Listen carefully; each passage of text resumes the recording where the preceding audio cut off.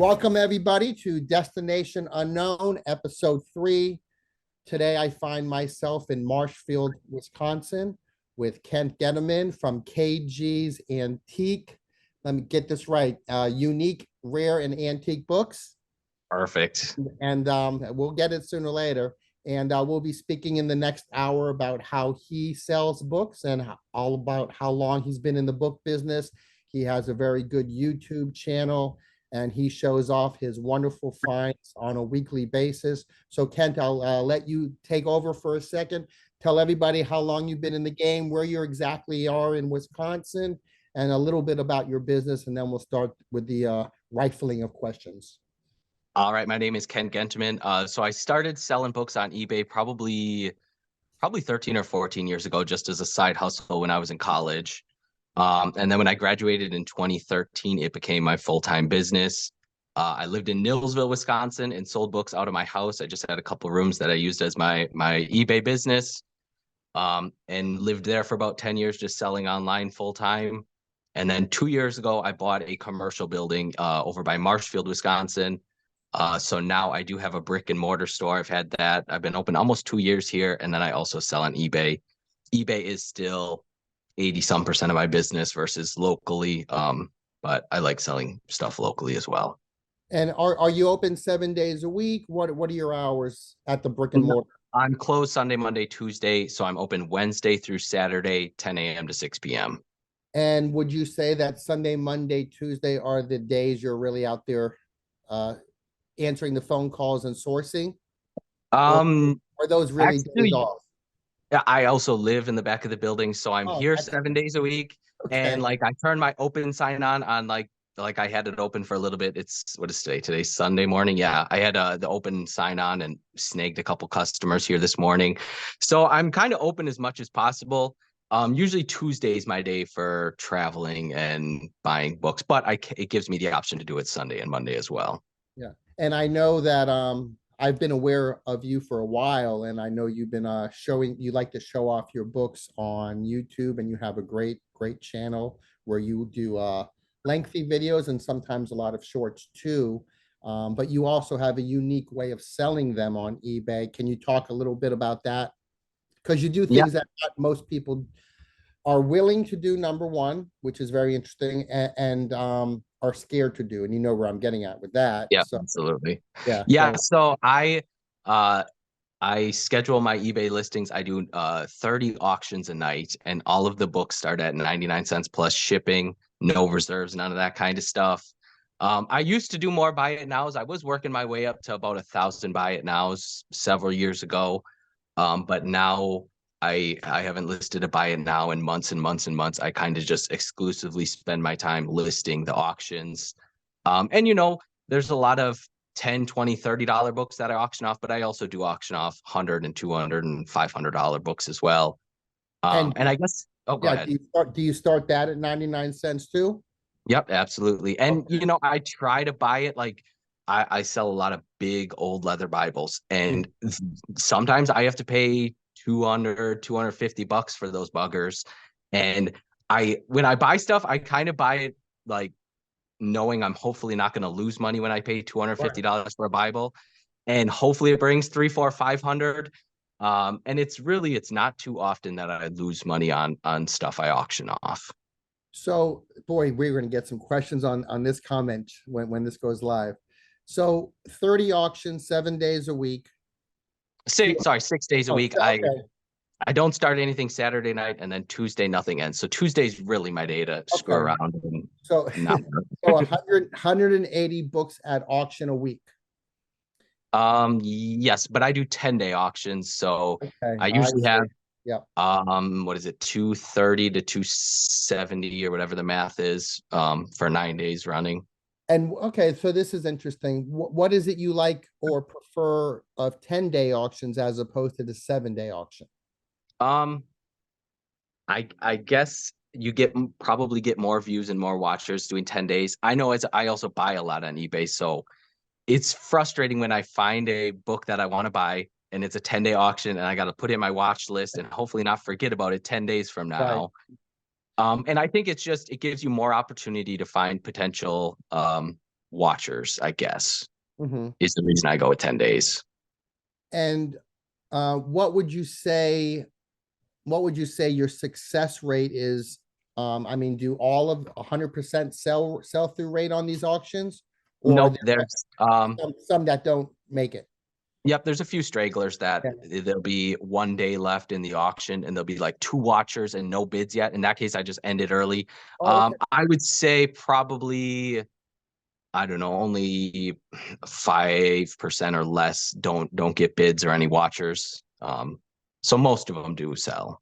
Well, I have mad respect for you because it takes thick skin to price things that you have at high value, at 99 cents. Yeah.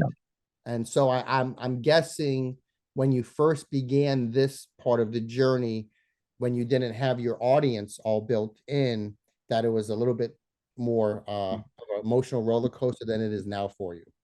Yeah, for sure. There's plenty of things that I'm like, oh man, that should have brought $100 and it brings 10.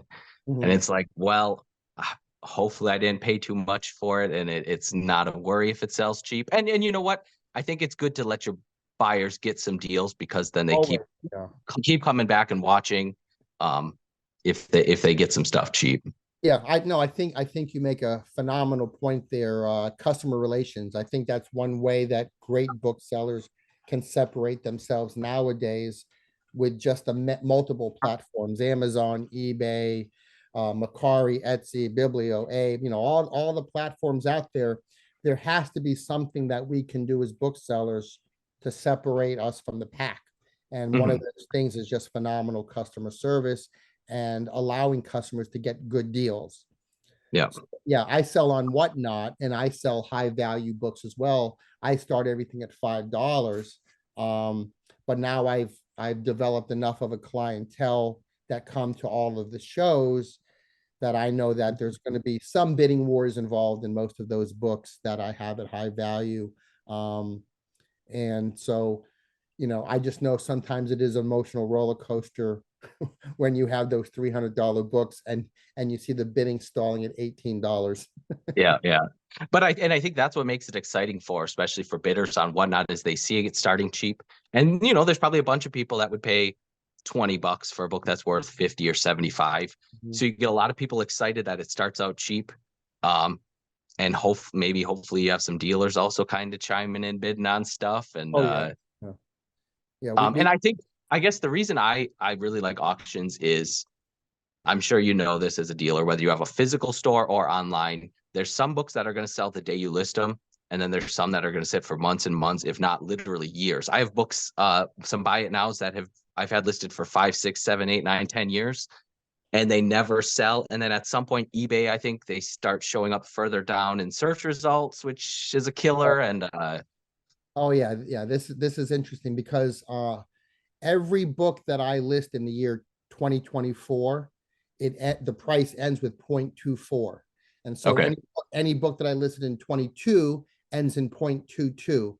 So okay, I always know how long I've had that book on the shelf. So I sold the book the other day that I had on the shelf since 2020. oh wow, That's yeah, yeah, but here's the oddity of the business that you and I do, and you're gonna laugh at this. The book sold for $125.20, mhm. full price, even with the best offer there. So it sat on the shelf for 4 years, never got an offer close enough to what I wanted, and then someone buys it, for it sat on the shelf for 4 years, and then someone buys it at full price. So as much as we think we know how to sell books, sometimes we don't know anything.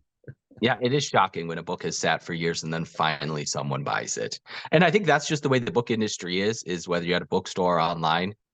It Some of the stuff, and I'm sure hopefully if it's a book for 125, I mean, you obviously didn't pay much for it, because if you paid $50, you would have been like, okay, I got to get this sold as soon as Yeah. possible. But if you can pay nothing for those really expensive books, you can afford to let them sit for years. Yeah, and it's if you buy smartly and buy cheap enough, you can also let things go and let Mhm. let the next person or the next dealer or seller or collector get their money's worth on that. I'm like you. I'm all about moving books. Yeah. I love moving books. I don't want to collect them. They are fun. They are fun to look at. They are fun to hold and go through. And if you get a book of Gustave Doré illustrations, it's always fun to look at that. Um, Yep. but I don't need to collect it and keep it on my shelf for 25 years. I'd rather move it on to the Doré collector or something. Yep. And you have almost 20,000 books on eBay right now. 20,000, yeah. That must take up like a two-car garage worth of space. Even better. I have a three-car garage worth of space. Okay. Yeah. Okay, I, perfect. I live in South Florida. I have I own my home and I have a three-car garage, which is just it's filled with library shelves and Yeah. everything organized. And I was a high school teacher for many years, 18 years actually, and about year 14 or 15, I was doing books as a side hustle, and the book business slowly overtook what I was making as a high school teacher. Yeah. And at a certain point, I became more excited about the business growing than teaching. Yeah. So by year 18, I had an exit strategy in place, and I said to myself, if I can make X amount of money consistently on eBay, then I'm going to leave teaching. And it happened right around the COVID time, actually. And I retired from teaching, and now I've been doing full time out of my house. I've been doing it for just about 3 years now, and I haven't looked back yet. Isn't it so nice not having to commute to work? you know, it's also the greatest luxury to man, I think, is owning his or her time. And Yeah.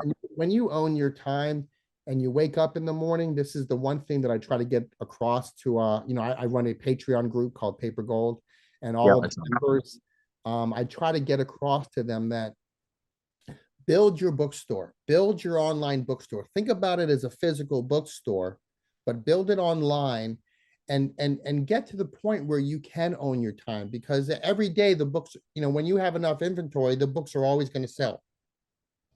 You're going to make your number sooner or later. And if you learn how Yeah. to do that, it's just amazing how much my mindset has changed since leaving the teaching profession and having to go through the daily grind of not enjoying your profession. And I think that's how most of us online sellers start out. It starts as a side hustle, working a few Oh, hours on the weekends or a little bit at night. And then you build it, build it, build it to the point where you start thinking, okay, I can quit my full-time job and put more hours into this and hopefully make more than I was doing on my full-time job. yeah, Um, yeah. there was a young couple in Eau Claire, Wisconsin, and they opened a bookstore here. I think just the last few months here, a brick and mortar store. And I like my advice to them was to start online, start growing your online presence. Um, and I think that's my favorite thing about having a brick and mortar store here in central Wisconsin is, I mean, multiple times a week, there's people that bring in books to sell me. So it definitely saves me a lot of sourcing, having people walk in the front door, sometimes with some really awesome books. Mm. And I assume, because I did for 10 years, I did work in an antiquarian bookstore in the 90s. And Okay. so I know what that business is like. And, even back then, the phone was always ringing with people saying, hey, do you buy books? Yeah. And so definitely one of the advantages of the brick and mortar is people will call you, people will come in, and you are going to get that first phone call most of the time for those wonderful collections of books. Yep. Absolutely. And so that's the one thing I sort of miss now is, no one's bringing books to my front door.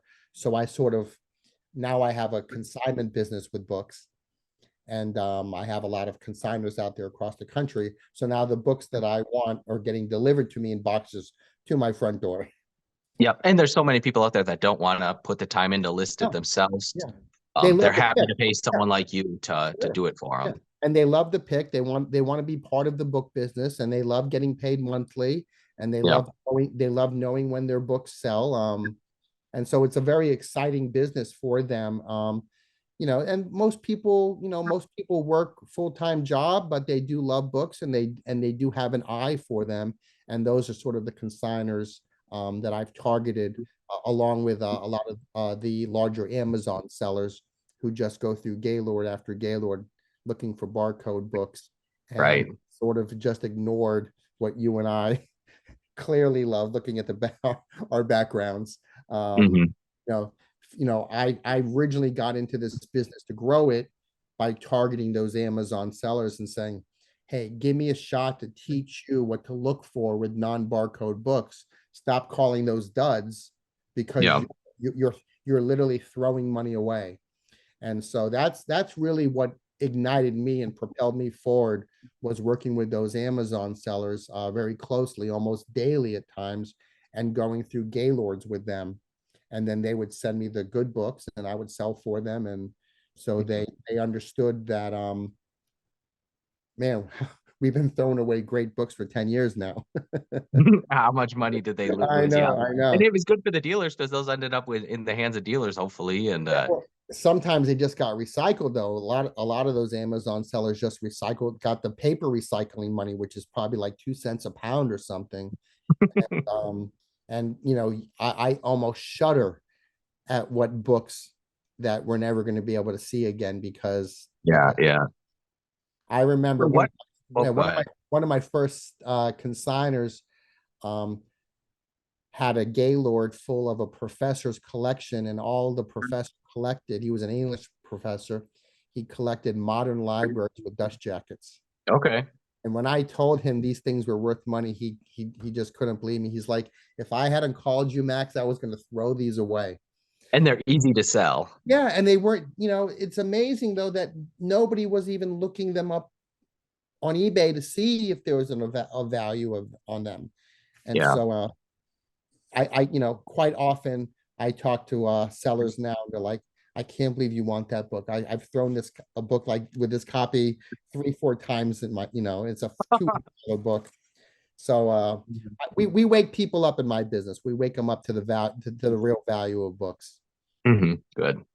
So what were you gonna say before I got in? Oh, so what percentage of your business is consignment versus you buying out, right? Yeah, I would say it used to it when I first started, of course, and for about the first year it was 90-10 on 90 me because I loved hunting books and going to the flea markets and garage sales and the bins. But now it's probably 70-30 me. Um Okay.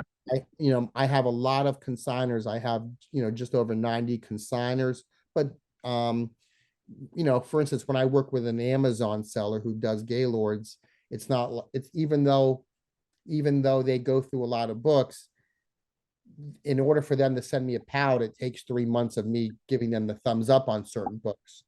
So, Hmm. so while I get boxes of books every day, um, it's not always large quantities. It could be 3 boxes from someone in California or 1 box from someone in Atlanta. And oftentimes I will get pallets probably about 10 times a year from the Yeah. larger cells. So it's always worked. I'm always lifting a box in my life. Um, but the beauty of the consignment is I'm able to share the knowledge that you and I have on how to look and identify for great books. Um, just last weekend, I sold a book from a consigner in California who had found 2 great books by the same author, both signed, but they were sitting in the Goodwill bins in California. And he had gone after his full-time job, he had gone to the bin. So he's going at 4 o'clock in the afternoon. And the bins, I think, closed at 6 or 7. So these 2 books were sitting in the bins all day long. And he put them in his cart. And so what he'll do, he'll take the knowledge I've given him, put books in the cart, and right before he leaves, he'll send me pictures of each book and I'll thumbs Mhm. up them or thumbs down them. And I couldn't believe the 2 books, that were sitting in the bins. I just sold them last weekend for just over $1,000. But Wow, that was a good I find. know, but yeah, but what shocks me is they were sitting in the bins all day and nobody had. They look plain. They're plain looking books, but you still want to check things out, Yeah. when you're scouring through the books. Um, so I'm a big believer that the great finds are always they're everywhere. They're out there every day, and so that's what I enjoy about the consignment business is I'm able to have very long tentacles and teach people what I know and help them earn some money as well. Yep. And I think one of the things that really takes years to really figure out is how to value a book. Mhm. And like when people bring stuff in to sell me, I'll see a book and I'll be like, okay, well, there's one listed on eBay for $50, there's one for Right, 150, and there's one for 300, but there's none that sold. So you almost have to value that book at less than the $50. If they're in similar condition, you have to value it then less than the $50 one. If none have sold, that $50 one didn't sell. And that's so tough to get into people trying to sell me stuff, and a lot of times they come in and they say, I see this book right. online for $1,000. Yeah, And like it's nice if you go into eBay and actually find, okay, well, here's a sold comp for 150. um and I yeah, think that's what takes the most time, is to try to value books is extremely difficult. right. Now, are you buying? Would you buy one book from a customer that came in, or because I prefer to buy in bulk? I do too. It's easier, and it really depends. Like there was one guy that came in last summer and brought it was an 1864 Mitchell's Atlas, and it was good, and he knew it was good. Um, and I think I had to pay $400 for it, and it was maybe worth about 1,000. And it really depends. If a book is worth 1,000, I don't know. It really varies. If it's something you can sell next week, you can afford to give 600 or 700 for it. But if it's a book that's going to take years and it's legitimately worth $1,000, and then someone's going to haggle and make offers and knock it down anyway, Right. I think you can only afford to give a couple $100. If it's going to take years, it really varies what you can pay for something, and you got to figure that in when you're making offers to people. And I'm usually pretty honest with people. I say, this is what they're going for online. I'll give you this. You're better off trying to sell it yourself. And when that doesn't work, you're welcome to come back. Yeah, I mean, this too. I'm sure you get bombarded with it daily, which is, they're checking comps out, really not knowing the book business, but they're checking the comps out. And oftentimes they never click on the actual sold listing of the book. Yep. They're looking at what the average Joe who has it listed somewhere in the United States has the book listed for. And oftentimes that, they think you're ripping them off when you say no. Let me I get to the point now where I show them this is a sold comp, and then Yep. I'll even bring them the worth point, and I'll say here's a history of sold comps. Yep. And so I feel like daily I'm also educating the seller who's trying to sell me books as well, just so Yep. they understand the value. I mean, it's a great business. I love selling books. I'm so passionate about it, but there is a learning curve in dealing with the public, and when they want to sell you books, how to approach that part of the business. Yep. I did have one guy this last week. He stopped in with August Derleth. He was a Wisconsin author, really popular in the Midwest, but people in the other parts of the country have no idea who he is. And it was like the holy grail of August Derleth books. And he's not sure if he wants to sell it yet. And I told him, he said he's seen him online for 2,000 to 2,500, and I couldn't find anything. Mhm, And I told him I'm not overly interested in buying it outright. I would gladly do it on consignment, and then he gets paid when I get paid. mhm. Just because if it's legitimately worth, if I would list it for 2,000, what would I pay him if it could take years to sell? I don't even know if I would give him $500 if it's gonna take years to sell. Um, just the math doesn't add up. The fact that you didn't find any comps on it is interesting to me too, though, because Yeah. that is And that is a that can popular either mean author.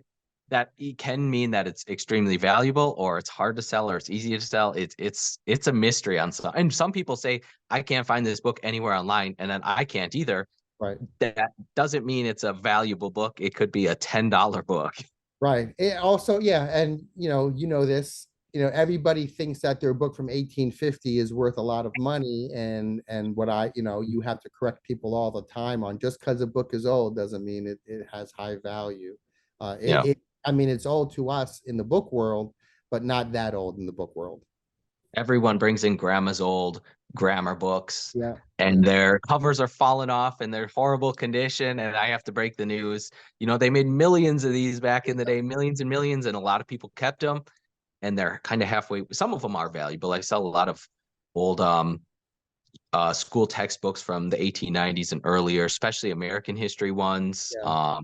the kind of health and medical ones, and Those are, grammar yeah, and those early arithmetic as readers. well. Yeah, those early readers, the hardcover readers are great. Yeah, they're not And worthless. yeah, If they're in good condition, they can have a little bit of value. But they just made so darn many of them. right. So Well, yeah, what people don't realize is before the advent of television in our culture, all families had books in their homes, and yeah, that's how families spent time together. And that's why you have to teach people that just because it's a Shakespeare book, it doesn't make it valuable. Everybody had Shakespeare. Most families had some volume of Shakespeare in their homes growing up in the 1800s. yeah. Um, I have a question for you. Do yeah, you ever mess with encyclopedias? yeah, yeah, Okay, yeah. okay, I mean, it comes down to space issue. yeah, I know that. I'm not going to grab every Encyclopedia Britannica set that I can complete. I do like the older ones. There are people who study word etymology and they study word origins, and they love having those. Um, but I'm going to be very specific about which ones I want. and I even some from the '90s can be. You can get 400 or 500 bucks for Oh a yeah, yeah. set from the '90s. I forget what edition it is, but the nice the black faux leather ones with the Yeah, blue and the red. Yeah, yeah. I mean, those people buy those all the time, but you can't try to sell every one just because it's 5 feet of space yeah. And wherever you're going to to, put it. to package them securely into, 3, 4 boxes Oh takes yeah. a lot of time. It's worth it if you can get 400 bucks, but Yeah, I would personally rather sell the Easton Press or Franklin Library 100 best, or I would yeah, rather sell the 54 volume Great Books of the World set. I yeah, would, because in our business, those are staples. Those things always sell. yeah, Um, but I'll be very specific about which encyclopedia sets I'm going to sell. But I do believe there is a market for them, and if you're patient with them, I believe most of them will sell. yeah, Yeah. absolutely. I'm also a believer that most books will sell eventually. Most, on good topics, nonfiction wise, most books will sell. Yeah. You have to have the space and the patience to allow it to happen. So, because you're doing a lot of auctions, I'm very intrigued by this. I also think you're probably creating a lot of new shelf space every week too. Yep. So you can literally not do you ever have space issues because of that? Yeah, I definitely do. So, like, this is my checkout counter in my bookstore here. It's Okay. not very big. It's like 14 by 14 or something like that back here. And that wall right there, Uh-huh. the top couple shelves are my buy it nows. And Okay. I'm down to a couple hundred buy it nows at this point. I might just end them all and auction them all. Okay. Well, So you like really hate to buy it now. That's amazing to me. yeah, so like legitimately I have like 4 shelves are my auctions, and I have a couple boxes because they overflow on my Right. shelves. But like that's my online business just right here behind me. Takes up hardly, I mean, obviously I have tons of storage space of boxes of books all over the garage, the back room. But as far as like my online selling stuff is just those 4 shelves behind me. And so it's constantly rotating. Yep, yep. I just the- start Right. like there's 30 days right there, and then when those end, I'll just stack the next ones I'm working on listing. And Do would you say you have a large percentage of resellers following you and bidding on your books and trying to get what's left, meat on the bone on the books? I think I'm not 100% sure. A lot of them do sell cheap enough that resellers can buy from me. And there's a few like big name resellers I probably shouldn't mention, but there's some big You deals in can, the book you world can that tell me buy from later. me You can tell me later. occasionally. Yeah.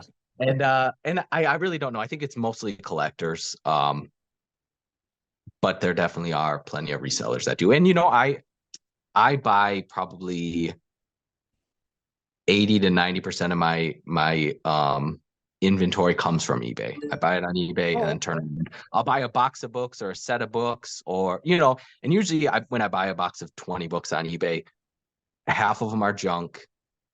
Maybe I'll put a few in the bookstore and then a few on eBay. So it's not like I can just buy loads and loads of right. good inventory on eBay. It's tough. I scroll through hundreds of listings to find a couple decent ones. So are you buying mystery boxes or are you buying No, I'm buying ones that you can see, hey, here's right, 20 old books. right? Um, Oh, okay. and I see. Like yeah, so like they'll advertise for like designers or something like that. yeah, yeah. Yeah. And I've been buying a lot of from the UK lately. It seems it costs, I don't know, 100 $120 to ship a big Right. box of books. And like recently I just bought a lot of 10 nice old leather Bibles from the UK for a couple $100. Yeah. Where I would have gladly paid 20, 30, $40 a piece if they would have auctioned them individually. I got a pretty good deal. Um, so And yeah, yeah, it you it really varies, like what I buy on eBay. And well, I think in the past I was buying more on eBay. I was buying four, five, six things a day. Now I'm lucky to find a couple decent things. I have to check my old receipts and see if you've ever bought from me now. That's Yeah, that's interesting. what I was wondering too. If I don't think so, but I definitely could have. Well, that's so interesting. Yeah. So you've been doing it for over 10 years now. Are you where you want to be, or is there still room for your vision and growth of what you want to become? I think my online business grows pretty, I don't know if it's 10% every year or something like that. And I think I'm kind of maxing out just because I can only list so much stuff online in a day. Right. Um, I don't really have um, I don't really care to hire employees to list stuff, but that would definitely help me build 30. I take 12 pictures of each book. Mhm. So usually I spend, I don't know, 2.5 hours in the morning taking pictures. Then I type up the descriptions quick. That takes another hour. And then I list them. That takes another hour or two. Um, So for your descriptions, are you detailing all issues or are you highlighting the book? so I take 12 pictures. So like they can see the spine, the cover. Mhm. If the inside hinges are splitting, I take a picture of that, take a picture of the title page, the contents pages, and then usually there's a few left over to show illustrations or other pages or condition issues if it has a library plate or something. Um, and then my descriptions are pretty simple. I say this book is in good condition, some cover and spine wear. Sometimes I'll note if the cover hinge is splitting or there's stains or whatever. Right. I say tight binding or loose binding. Note whether the inside hinges are splitting or not. Usually I just put some staining and foxing, but then they can look at the whatever, how many pictures of pages to get an idea of how bad it Sure. is. Yeah. And then I put the dimensions, the number of pages, and then obviously I start with the title, author, publication information.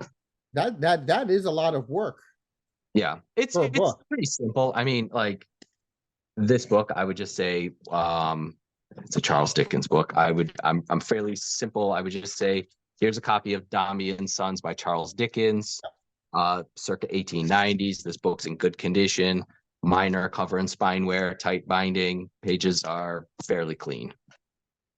Yeah, I'm much more vague than you are. I just yeah, I in every one of my listings, I think I say please utilize the picture to determine the condition, but I'll Yep. have I'll have my listers list up to 24 pictures. I mean 20 to 24 pictures just Yeah. because I want the pictures to tell the story. I don't have time to type, every issue. I'll try to get as many issues as I can in the pictures. But you know, I think you said to me that you're listing about 30 books a day. Yeah. Yeah, we're between like 30 and 50 a day too. Um, but I want to get them out with the pictures and get them on the shelf and get them sold as quickly as possible. Yep, that's smart as Yeah. but if you can't necessarily count on buyers Everything. scrolling through all the pictures Sure. or reading the description either. Even if you Right. put in the description and pictures, you can still get a complaint that, hey, I didn't know this. And well, like it's in the description, it's in the picture. Like, sorry. Yeah, no, I mean, sometimes you have an unhappy customer who didn't do their due diligence. But I think that's just part of the game for online selling. No matter how descriptive you are or how many pictures you take, there's going to be some unhappy customers. Sometimes they're very sensitive to smell, Yep, and yep. you and I may not be able to smell a certain smell on a book. They As soon as they open it, they can smell it. Do you have any tips to get rid of smell from books? Yeah.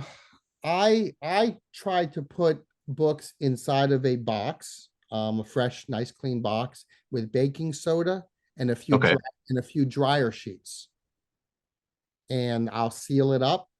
And usually within 3 or 4 days, it's done the job. Whether it's cigarette smoke or old musty smell of used books in an attic, it will definitely change that book's fragrance. 3 or 4 days. Some have taken longer. Like I've had some really good magazines that needed to be in that box for a month. Okay. Just And that's but the a thing is, magazine is all soft paper, and so it absorbs the smell more. I've heard of the box method with either with baking soda or kitty litter. I've heard. I haven't Yeah, tried either of those. And usually I've tried dryer sheets and then it smells like a dryer sheet, so you got to air that smell out. yeah.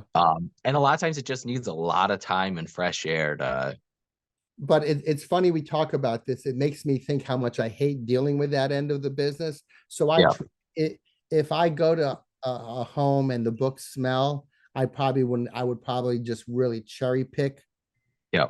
some books, but I probably would not buy the collection because I don't want to deal with the aftermath of having to change the smell of 1,000 books.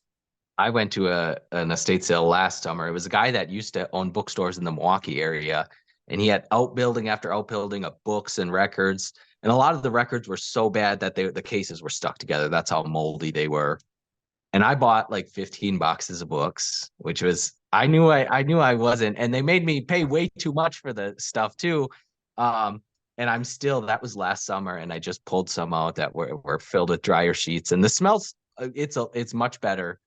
But that was months and months ago that I bought those and tried to get the stink out of them. They'll be fine in 3 more years. You'll be able to list them in 3 more years. Well, I'm gonna, and usually, like, I will sell a book. I'll say, hey, this has a odor, or this has a strong odor. You just got to be honest, and some people won't bid a penny for it if it has a strong odor. So, Yeah, there's a whole bunch of ways to clean these books that we have.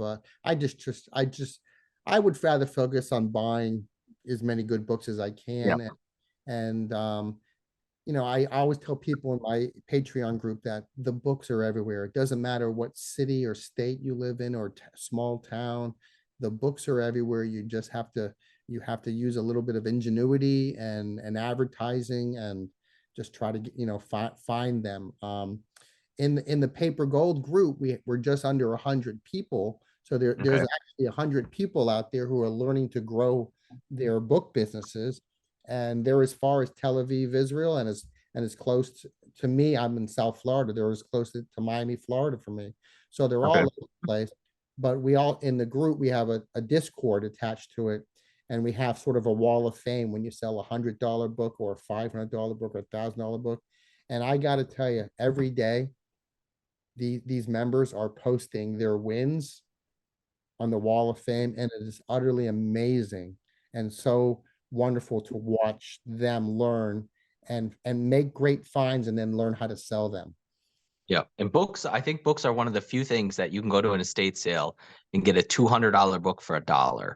You know, all the coins and gold jewelry and guns, they're all probably priced more than they're worth. But Yeah, books are the one thing that you can get a there's treasure for there's nothing. no there's no better ROI than the used book business, Yeah. because you and I can go to an estate sale together.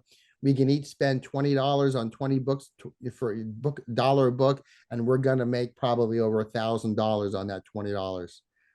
Yeah. It's just it amazes me. And so the reason why I started the Paper Gold group is I wanted to give back to people. I got out of the life that I didn't want anymore, which is the teaching and the coaching. And so I want to give back to people who have that same feeling about their life and get that and let them understand books is a way out. Selling used books is a way out and can give you a very, very comfortable life. Yeah, and it does take years. They're better off learning from someone like you who's bought and sold and tried and spent years doing the research, and it's all in your head to try to figure out what to buy and how to sell and all that stuff. Well, they send me pictures all the time, and I'm, um, thumbs up, thumbs down, and Mhm. but they're doing phenomenal. It's exciting to watch, and their visions are coming true.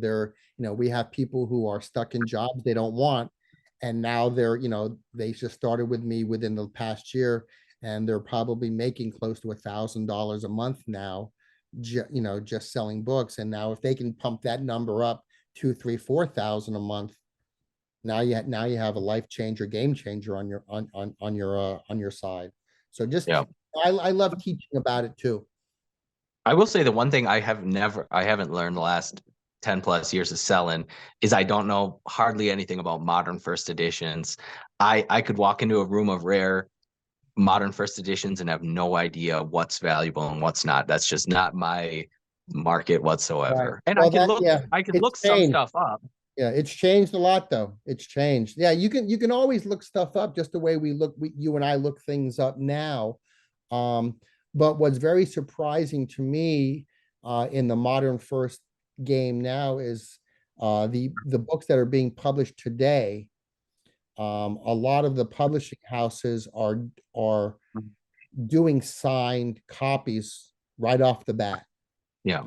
and they're very bright dust jackets, and they're not of the great Western canon writers that we're familiar with.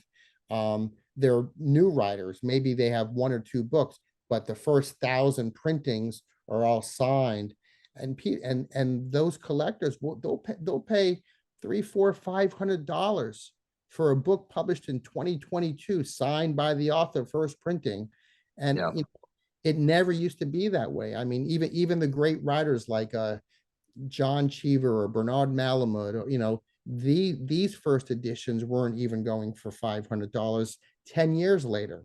And they were Mhm. publishing in the 40s, 50s, and 60s. So the market has changed considerably.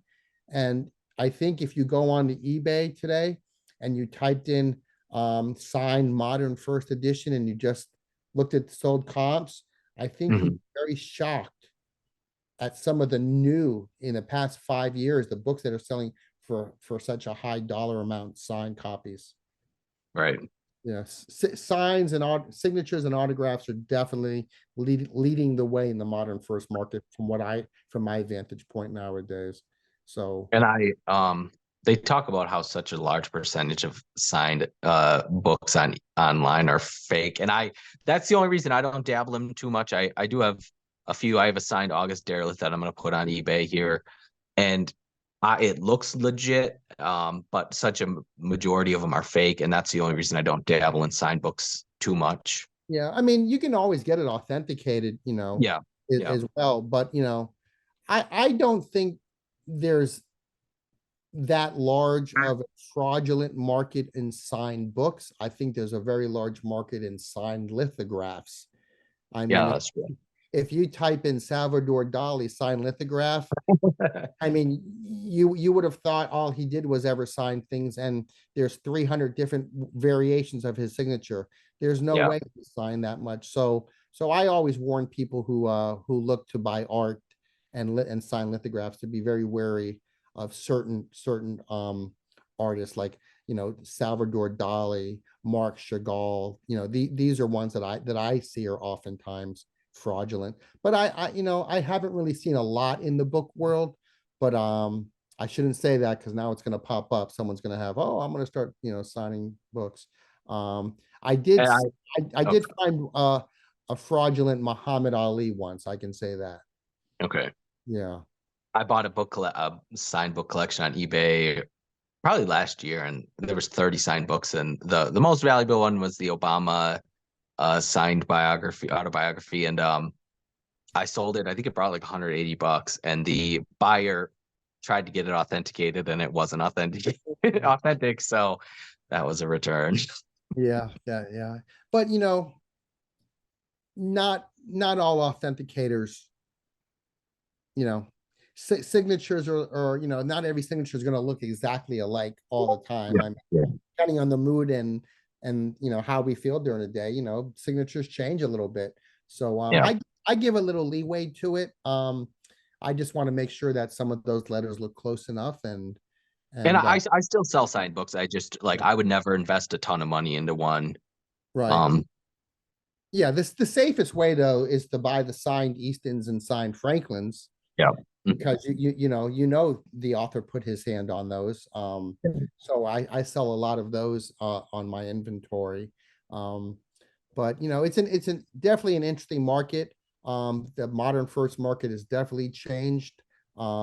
I think with the advent of eBay and Amazon, once rare books were no longer that rare because now you were able to see, instead of seeing 3 copies of a book, now you get to see 300 copies of that book. And so Yeah. the market's changed, the prices have dropped, but the book collector will always want what they want and Mhm. find the best condition they want, and that hasn't changed at all. Um, but it's an ever evolving market, and I find that there's more and more people nowadays buying the first editions of the mystery and thriller writers signed, Okay. yeah, that than more of the literary writers. I had a signed Pablo Neruda that took 3 years to sell, but if I list a signed James Patterson, that's gone in 7 days. So the market, I stumble and over the idea of how the market is now, but you pivot and you learn and you keep going forward. What have you seen as greatest changes in the past decade as you have evolved into a bookseller? Because you Greatest. started out, I'm in my house, you started in your house. Yeah. So what have you seen as great changes in the marketplace? Um, I really don't know what to tell you. I've been selling like some of the exact same books. I sell a lot of Teddy Roosevelt, a lot of Dickens, a lot of Shakespeare.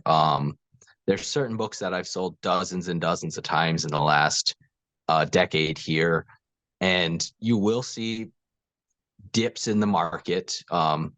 There's some books that you used to be able to buy consistently for 40 or $50, and now you can't find one less than $250. Mhm. Um, and I guess I'm only focused on the eBay market. I'm sure Amazon is a whole different beast. Yeah, I'm not sure what I would say for the greatest changes in the market. Well, I can say this. My partner on Paper Gold is an Amazon guy, Hmm. and he doesn't do Amazon the way that if you watch videos on YouTube, you learn how to do Amazon. Yeah. He's using the Keep a chart, and he will sell on Amazon some of the same books you and I sell non-barcode, and just by using the Keep a chart, he can see the price history of these books. And the thing that I don't like about it is, this with Amazon, you get one staple picture, Yeah. uh, but you know he sells the books every day. The people will buy them just because they're used to. There are people who buy on Amazon because they're used to the Amazon platform, and there are people who buy on eBay because they are used to the eBay platform. Yeah. And seldom will they cross. Um, so you can sell the 1922 Dickens copy without a barcode. You can sell that on Amazon, and there will be a listing for it according to Keepa. And see, I opened an Amazon seller account maybe 6 months ago, and I scanned a bunch of books, and it's tough because most books there's 300 copies on starting at 5.99, and I'm like, okay, well that one for sure isn't worth selling. Um, and I guess what is this Keepa Keep a system? chart. Yeah, Okay. Keepa, Keepa. Keepa is a chart that allows you to look at sort of a graph of the selling of a specific book with an ASIN or an ISBN. And Okay. every time there's a dip in that chart, that's a sell. That means the book sold. So you can go back, say, 3 years and look at it, looks like a heartbeat. You can see all the dips and how often the book has sold. Um, and so he uses this keep a chart for non-barcode books and Okay. sells them on Amazon. I'll talk to you at greater length about this.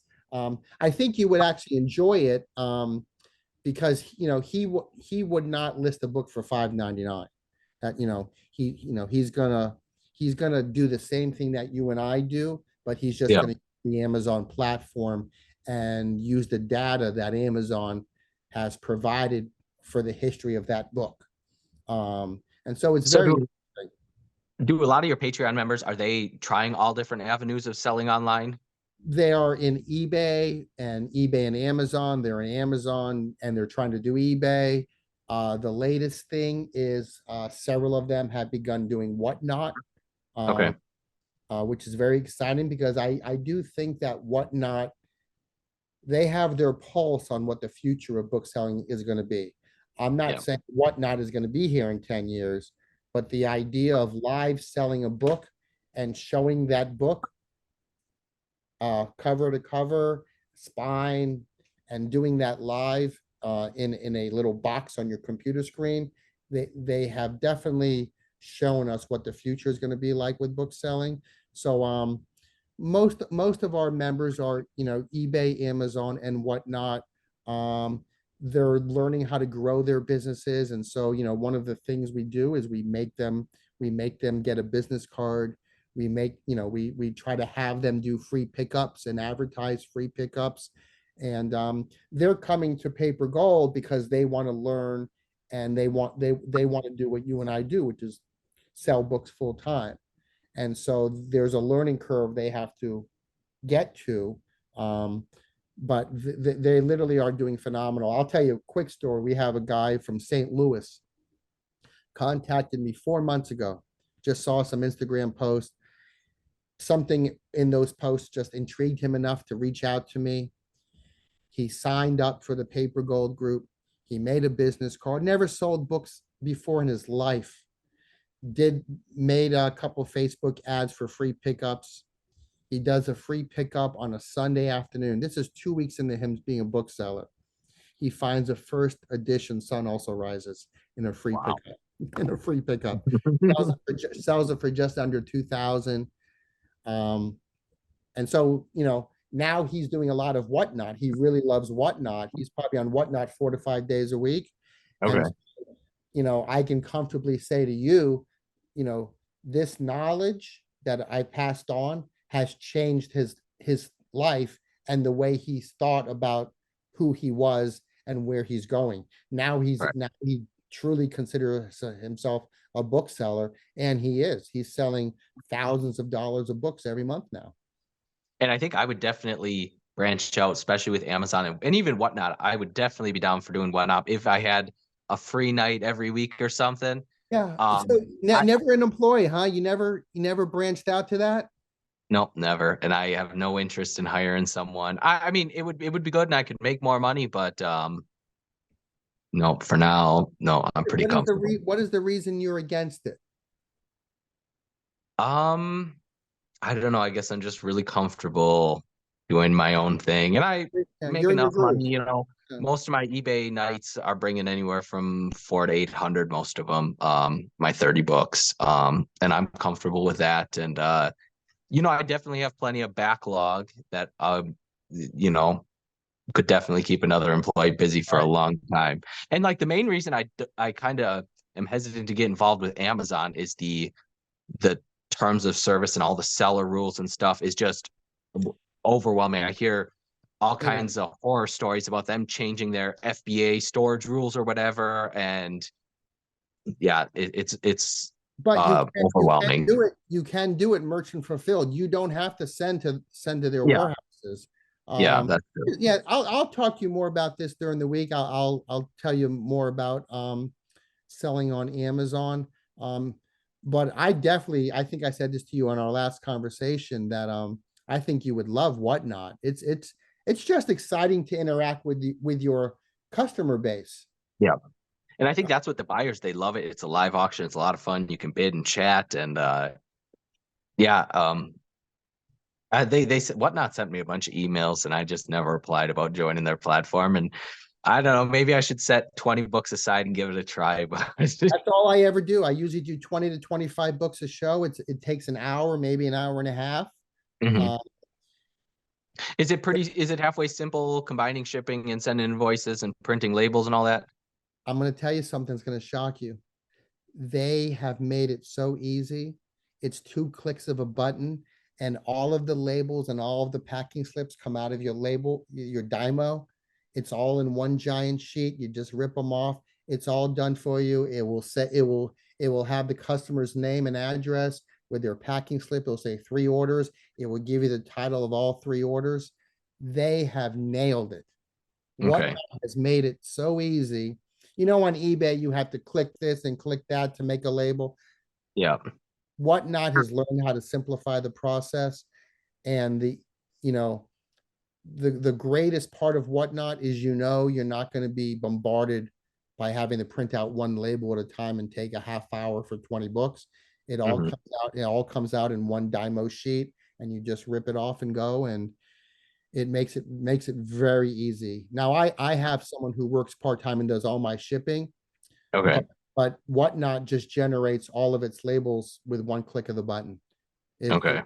Yeah. I'll send you a couple little videos of them coming out of my thing. You'll like it. I'm going to push a little bit on Whatnot because you love what the Whatnot customer loves. You love the fine bindings, you love the older books, and Mhm. there's a huge population of Whatnot buyers who Yeah. love who love what you're doing. You're gonna just on this video, you're gonna get some new customers, and they're gonna say I think they're gonna ask you to go on Whatnot. You may not have a choice when it's all said and done, and Yeah. it would be my pleasure to teach you how to do it. It's very simple, and you can do it right the same hour that you and I spend doing this today, not making any money. You could be doing a Whatnot right from where you are right now and sell 20 books in an hour. And I think instead of spending the time to take the pictures and do the description, you can just do it live. Take one picture for the item or whatever, We and then take we describe it take quick. 2 pictures. We take Okay. one picture, sort of a sideways angle, so you're getting the spine, the cover. Then we do the copyright page. That's it. Okay. And then when you're live, when you're in the show, I don't show my face. They just see my hands, and they see Mhm. me hold the book, and I go and I show them the exterior. Then I go into the interior, and then I press go, and 30 seconds goes down. And another thing that Whatnot is very good at is, once you get under 10 seconds, if someone makes a bid with, say, It 4 seconds time. to Yeah. go, it resets to 10 seconds. Yeah. So it's taking away the person who's trying to snipe it, Yep. you know, with, so it's very seller friendly, which is a nice thing, because as Yeah. much as I love eBay, and I know you love eBay, there are some things that you and I would change immediately if we were in charge of eBay. For sure. Yeah. And I haven't really encountered that many issues with Whatnot. They've really made a smooth system, and I'm going to push you on this week. I'm going to And I call think being such a new company, they're still open to a lot of ideas it. of how to change it. Yeah, And they're all. eBay's not listening to anyone. No, eBay wants to be who they think they are. Yeah, But I think in the process, they're not listening to their longtime sellers, and that, to me, that's a shame. and I think eBay works for me. It works great. It works great for a lot of people. But I think Whatnot would be a very viable alternative. If I ever got kicked off of eBay, I could go to Whatnot and do the same thing, No. lickety split. I, So, I'm gonna lay the gauntlet down now. In the next 2 months, I'm gonna get you to have a Whatnot show. I'm gonna and I'm gonna I think, I'm gonna yeah, lay it. and I think it'd be fun. And I don't know. I'll walk you through the whole process. I wasn't a big fan. Somebody pushed me the same way I'm pushing you. Someone pushed me and said you'd be good at it, and so I finally just tried it once. It wasn't a very, very good opening show. I didn't know how to use the technology, but Yeah. by show two, I had it down, and now I'm on my I think I'm on my 39th show. Wow. Holy So moly. I just enjoy it. I'm trying to do 4 shows a week now. Holy crap. And I think that's be consistent and you'll build a following and people will Mhm. come to your show every night of the week. And You're already doing it with when you do your YouTube videos and you're showing your books off, you're already yeah, doing whatnot. You just don't have the ability to sell them right there and then as you yeah. show them off. Whatnot is just going to help you have the little extra box to sell them. And I do see there's people also that do on Facebook. They do Facebook live videos, Yeah. whether it's selling books or antiques or coins or whatever.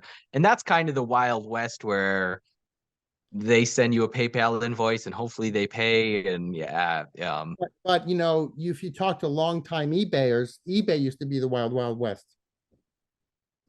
And so eBay's evolved a lot. And I do love it just as much as you do. But there's a few things I would like to change.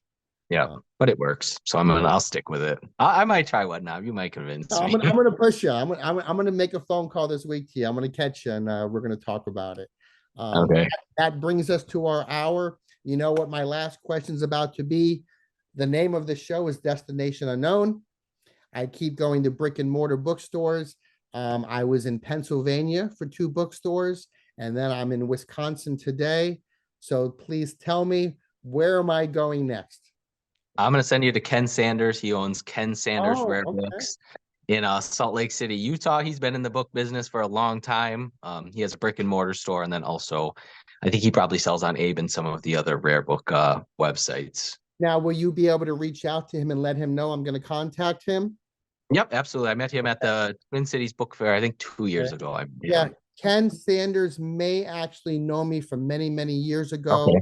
I think he was a shopper at the store that I had got uh my mentoring in at the rare bookstore. So he may actually vaguely remember me back in the day Okay. in the 90s because I was very aware of Ken Sanders because he's been around for a long time. Yep, I first saw he is an appraiser on Antiques Roadshow every now and again. Yes, yes. All right. So yes, reach out to him for me. Let me know when it's okay for me to contact him. And I guess you're having me move westward. All right. All right. Thank you very much for the hour of time. I will be in contact with you this week to talk about some other things like Yep. whatnot. And I appreciate you giving me the opportunity to showcase your store. Yeah, you're welcome. I enjoyed this. Bye bye. Bye.